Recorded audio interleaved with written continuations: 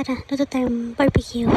So, dito, yung mga ingredients ko, tansya-tansya lang yan. Hindi kasi talaga ako marunong nung measure. Kasi parang feeling ko mas nag-messed up yung luto ko pag ganun. Yan, yung ketchup na yan. Just may sumakit yung kamay ko dyan. Kasi todo pukpuk na ako, hindi pa rin siya nalabas.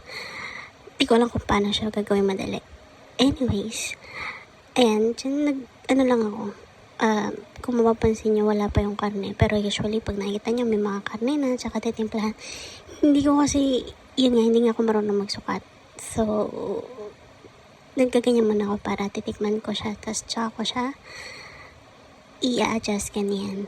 So, yan. Yung baboy ko dyan, hindi talaga siya yung pang-barbecue, lempo, ganyan. Pero kasi nung time na yan, parang nag-create kami ng barbecue. Pero dahil mga madaling araw na to, mga 2, 3 o'clock, ganyan. So, ang ginawa lang namin dyan ay, pinurito na lang namin siya. Pero nasa barbecue naman. Enjoy!